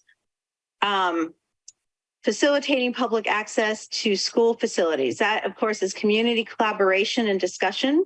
We've already developed relationships with the Boys and Girls Club and with the school district. This would just be expanding to see what else we could potentially share access to for the public. It was a win when we signed the MOU with the Boys and Girls Club to be able to use the gym on weekend mornings. I think the public has gotten a lot of use out of that. And is that right, Eddie? Yeah, absolutely. Yeah. Absolutely. It's highly visited. Yeah, so we can see more of that happening. That's a great goal or priority during the year. Beach volleyball courts so that's kind of redundant, sorry. Beach volleyball courts and then sand courts at the high school, completed but ongoing. It's completed, the basics are completed, but as Hillary mentioned, there's still a need for an ongoing operational plan for maintenance. That would, of course, be Public Works, a staff-led effort. Magnolia Park Master Planning, staff-led effort, Public Works. And as you know, they do come regularly to give updates. The trail update from staff in relationship to Public Works projects, do that quarterly. And then review city insurance requirements, provide insurance rider for purchase. Eddie stated that we do have that, but RJ, we heard what you said and needs to be more widely known, and renters actually need to understand there is access to this. And so Eddie will work on a way to publicize that option and make sure renters have clean access to it, maybe online, or make it easier for both Eddie and the renter to know that it's available. And I think if I can jump in real quick, Lisa, I think that was Adam, right? Commissioner Eisen, that was. Oh, I thought it was RJ. That was me. Oh, okay. Yeah. So what we did the next day after that meeting and this recommendation was brought to us, we did update our website to state that on our facility rental pages. And again, to echo what I said at our last meeting, that is information that when someone comes in person, that we present that as an option to them. But to what RJ said, it wasn't really stated loudly on our website. So we did remedy that and add that. So we can put a small check mark next to that one. Okay. Okay, and then of course, bike path maintenance and extension discussion, collaborate with BPAC. I'm sorry, my voice is suddenly starting to give out on me. County, state, which is Caltrans, and the goal is to become a bike friendly town. So I know that there is BPAC. I think this is very doable, and it's a community collaboration discussion. It's kind of finding out what's the best way to make that happen. And then of course, Smithfield and Johnson House, which we just added. Yeah, I just realized there's something else that I'm not seeing, which is phase 2 of Frenchman's Creek. Oh, okay.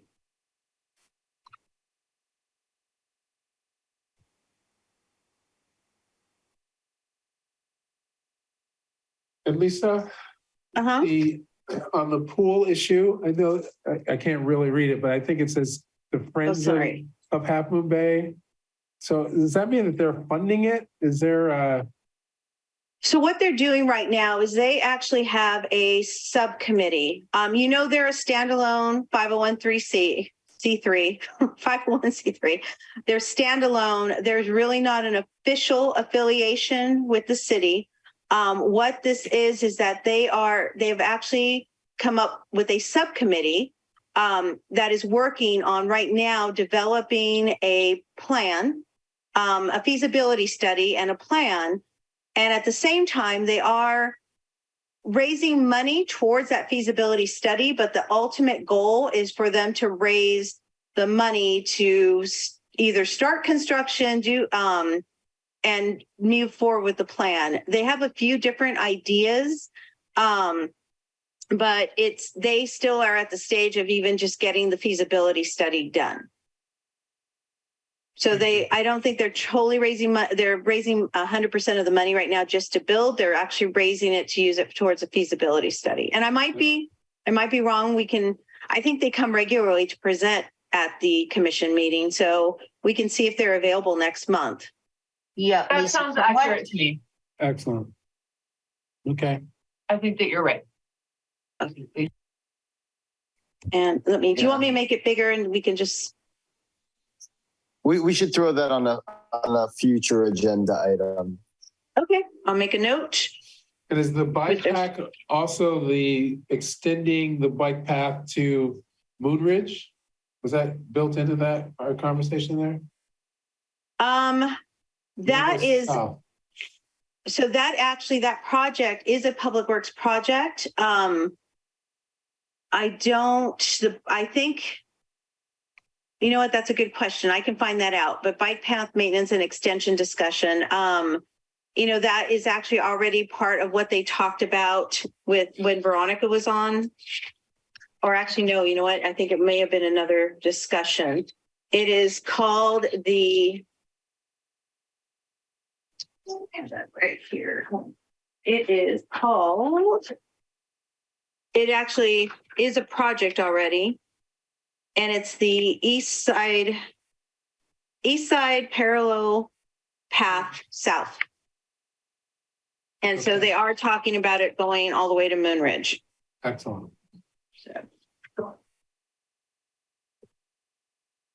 And actually, let me put a note over here just to maybe update on bike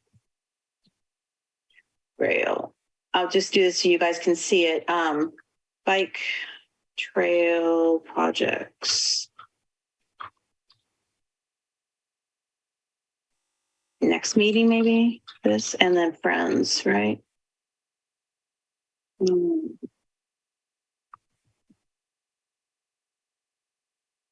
Okay, so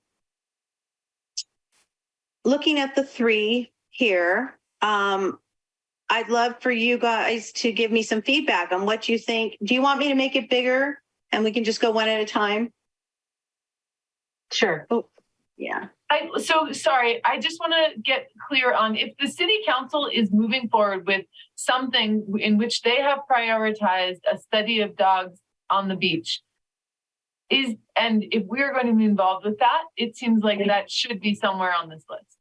It's not a priority, it's a project.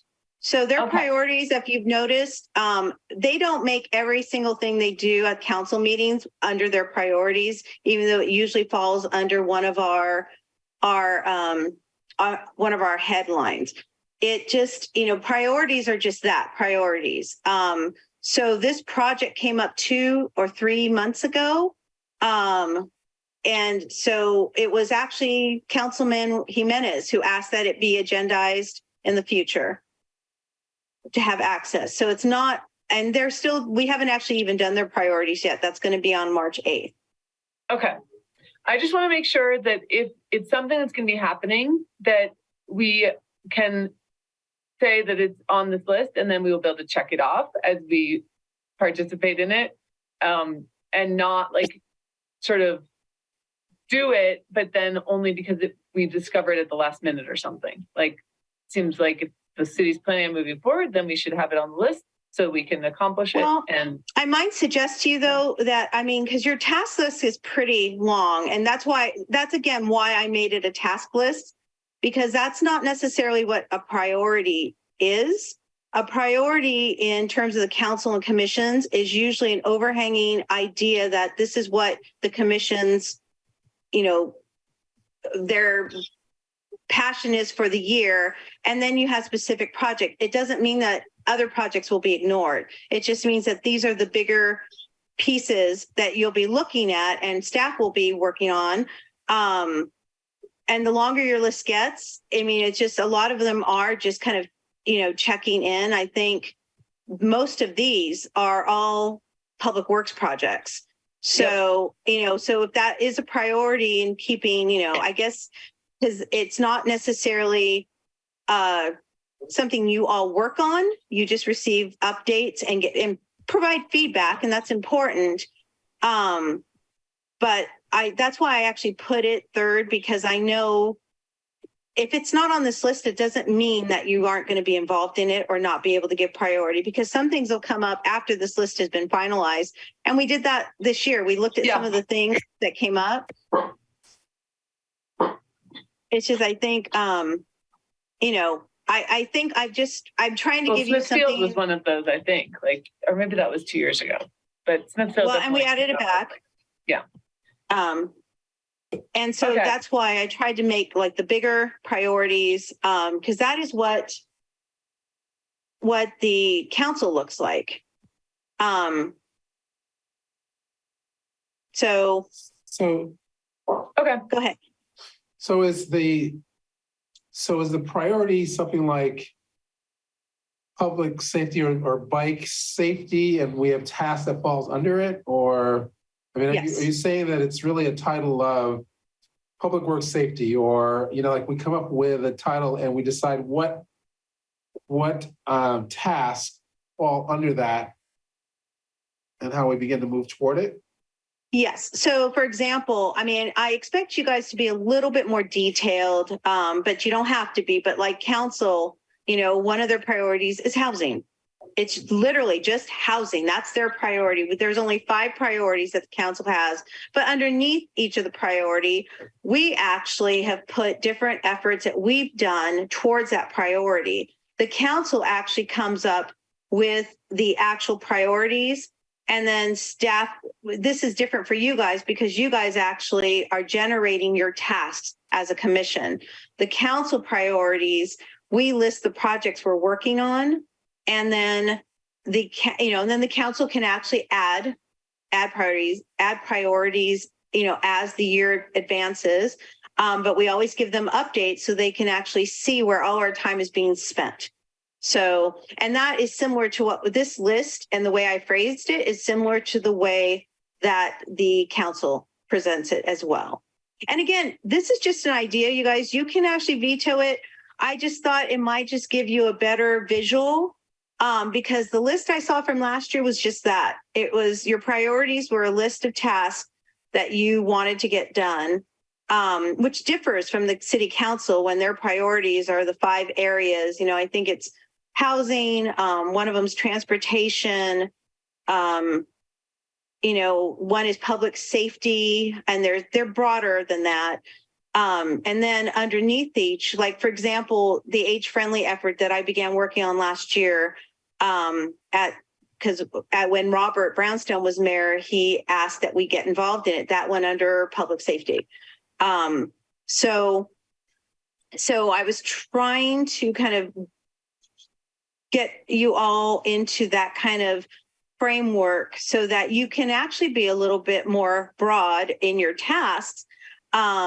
But your priorities would be something that be overhanging, so that if something did come up next year when we go through this exercise again, instead of having all the additional, you know how I made the additional list at the bottom of the sheet when we had our meeting last, those would actually now fall under a priority. And you can see what's been getting done with the supporting tasks and detailed tasks and what's been added. So if we were to say sustainability is one of our priorities, under that is the dog project. It's also the compost. It's right that sustainability would include a list of things. I mean, is that what you're asking? Is that we just either we use what you have listed as a priority, or are you asking us to create a general term of priority and then we decide what falls under it? I guess I'm just asking you to have that discussion to see what you all would feel comfortable with. If you feel like you're ready to make priorities and have an overarching, and it doesn't have to be just one word, you know, it can be something broad, which is why I kind of tried to do with these. Or if you feel comfortable and you want to just go back to the way it was listed previously, I'm okay with that. This is your list. This is your, you know, commission efforts for 2023. So I just wanted to open the door and introduce you to it. But yes, if you would, you know, you could wordsmith the ones I have up there. You can completely change them into another word and another phrase. You know, you can add a priority. Although, you know, I would say that, you know, maybe in the long run, instead of adding a priority, but like in long range planning, these are kind of, or actually, you know, concerning city park, and so you might put something of, you know, work with sustainability staff to, you know, for potential outreach, that type of thing. Right. I mean, my sense is something like long range planning is a descriptor, but what I like is this idea that we have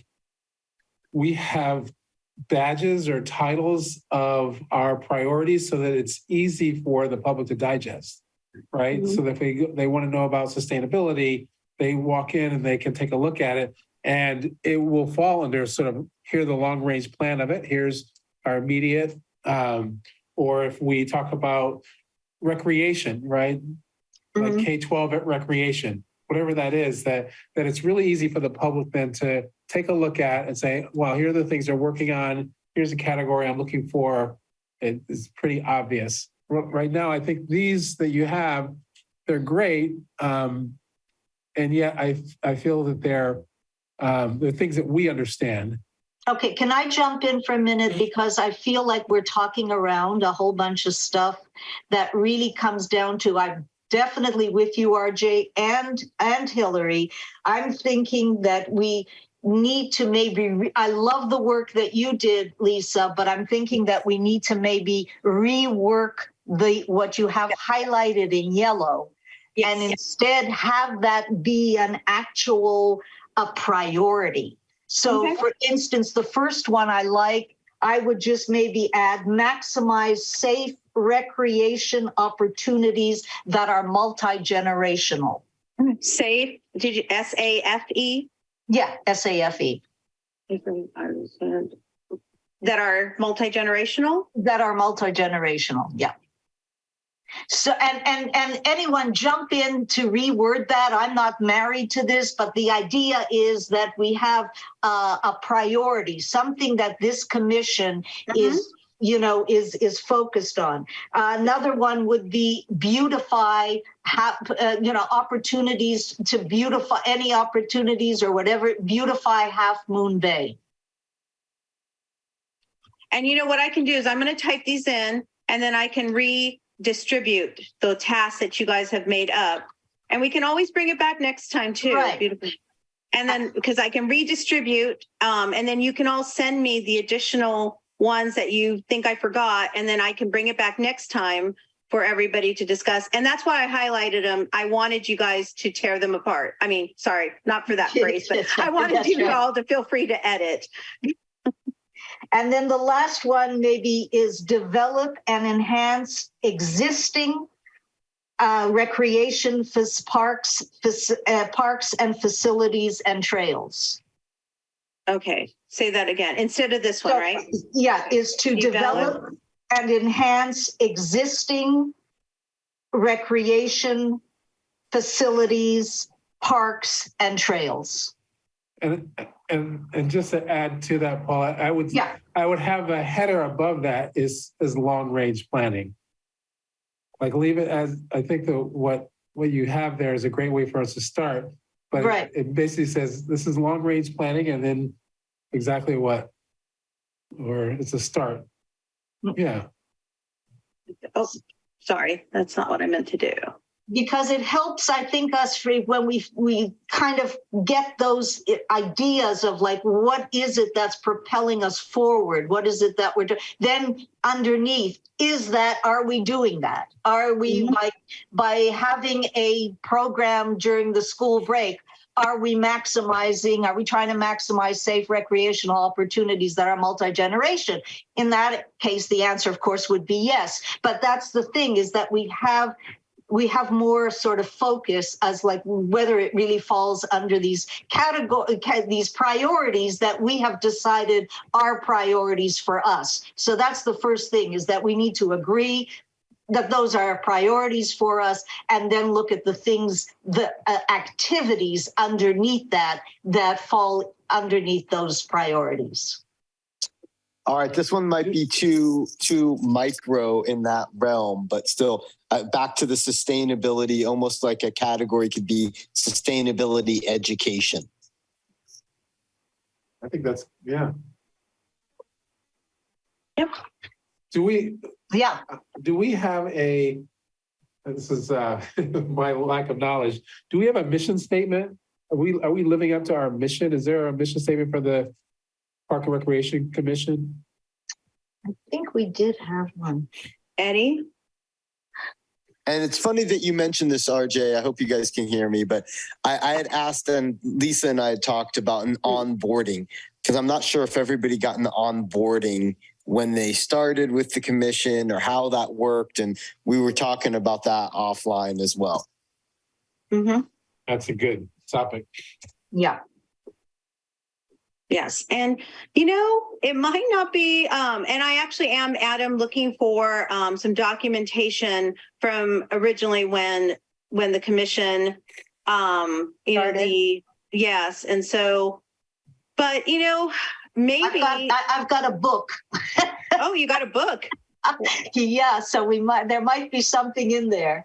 There will be some education opportunities coming up with the NET. The city clerk's department will be organizing and hosting that in the near future. And it's a good way for community members to come out and get involved and just learn more about how government works behind the scene.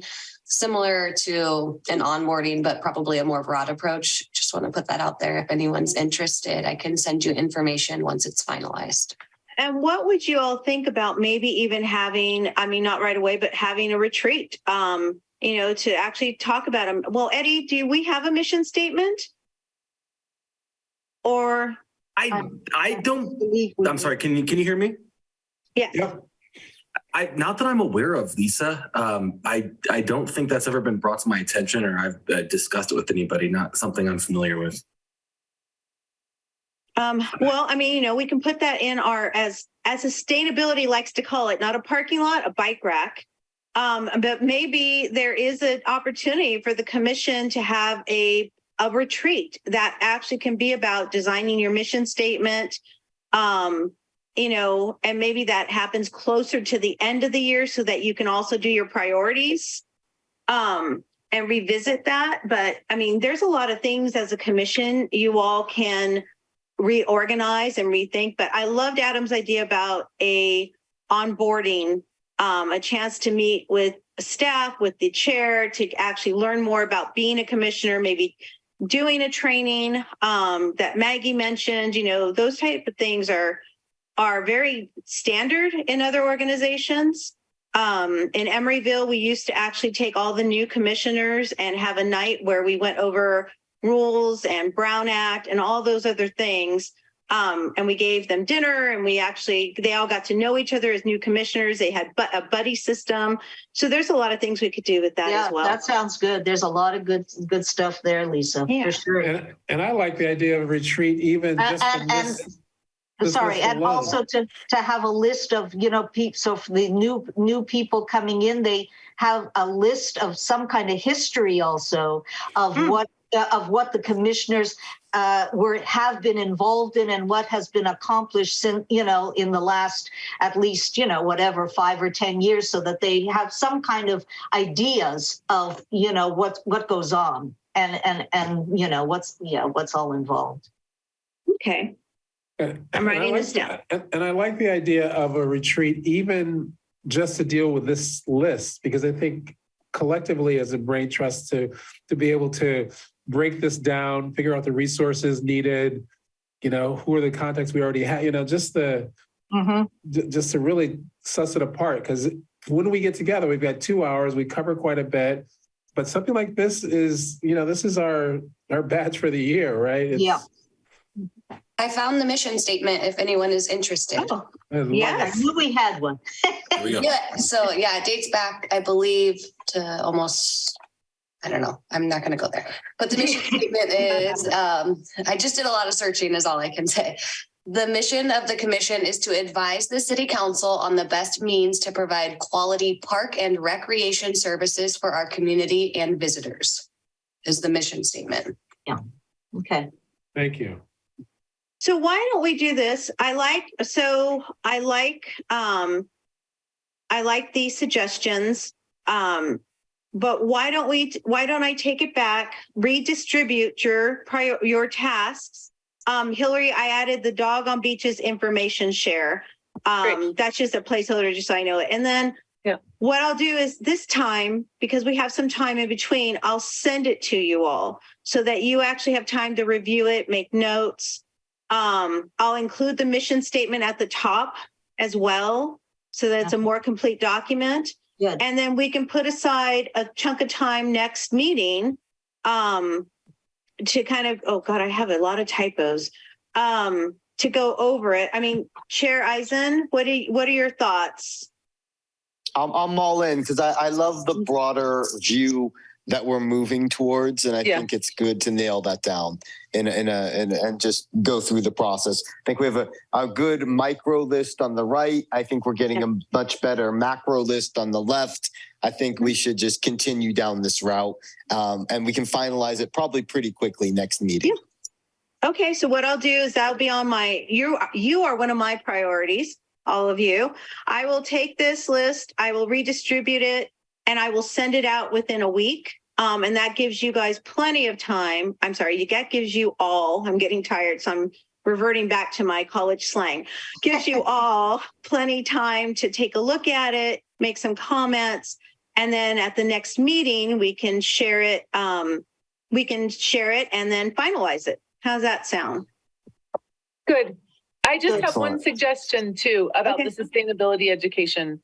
Okay. I think that we would fit more of the things that we've talked about and have a slightly broader topic if we said something like ensure a sustainable use of community recreational resources or sustainable recreational resources, something that isn't just about education, but just, the sustainable recreation, maybe.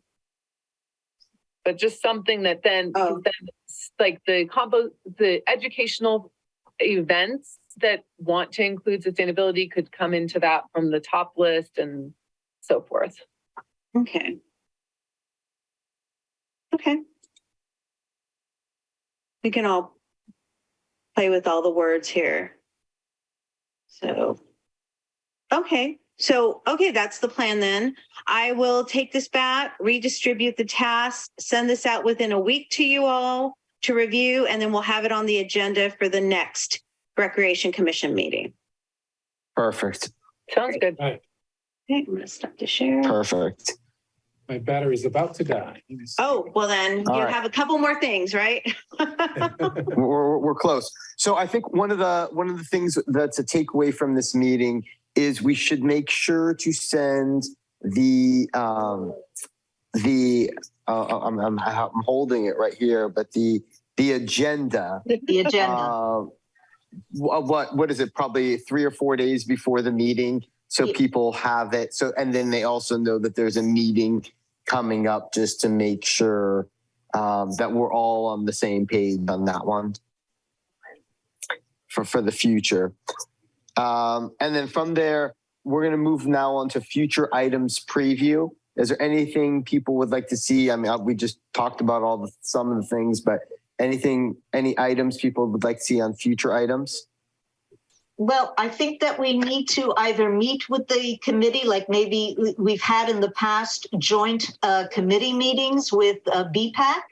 Oh. And that might be a good thing to come up with, so that we get some kind of update. It's been a long time since we've met with these folks, and especially for us, a big thing for us obviously is trails in terms of hiking, biking, and making things, especially biking, making it much more bike friendly, making Half Moon Day a lot more bike friendly. So, and then the sustainability factor. I mean, the fact that we just saw that almost all of our pollution, 53% of it is from traffic. It's like Or that's from vehicles. yeah, we need to focus. We need to get focused on making this really bike friendly, so that we get away from using cars. Well, and that was city vehicles, city use. But yes, still agreed. Okay. Chair Eisen, I did want to point out that this is our last Zoom meeting. Oh, that's right. Moving forward, all of our meetings will take place in person. I believe they were in the library before. As an agency, we're still working out if they will be at the library or the Ted Adcock Community Center. I will let you know plenty in advance where that is, but just so everybody knows, our next commission meeting will be in person for the first time in a very long time. And it's the 22nd? I believe so. I think the months line up exactly. Fourth Wednesday, right? Yes. Yeah, then it's the 22nd. March 22nd, 6 p.m. Most likely at the library, but TBD. All right, so I know that I will not be here in person on March 22nd. Okay. I don't know if we have going to have any hybrid possibilities, because I can do Zoom from where I'm going to be. But just for you to know, and for the other commissioners to know, because if I'm not going to be there, then we need to make sure that still we have a quorum. We have a quorum. Yeah. Thank you, Paulette, for letting us know. And I think that now that the governor's executive order for the COVID emergency has ended, that is why the Zoom is being lifted or stopping, just so everyone is aware. And I don't believe there will be a hybrid option for commission or committee meetings. Yeah, the only hybrid options will be city council and planning commission. Okay. So. Okay. Well, everybody else show up then. We're working on that. Right. Okay. Very good. Any report outs? Okay. Any commissioner comments? are we making any progress on getting our commission, all participants here? Yes. Okay, great. There was a slight overlap that you missed, but yes. Yes. Okay. And so the last thing just in case is adjournment. So if there's anything else that needs to come up before that, I'm just going to open it up for 5 seconds. Yeah, just in case. All right. Well, in that case, then, thank you all for attending. Thank you for your spirited conversation. Yes, thank Lisa, you. thanks for leading us. Maggie, thank you for getting us all organized. Eddie, thank you for making it all happen. And thank you, commissioners. Thank you all very much. This was so productive. Thank you. All right, thank Have a you. good night. Chair. Thank you, All right. thank you, Maggie. Bye, Eddie. Ciao.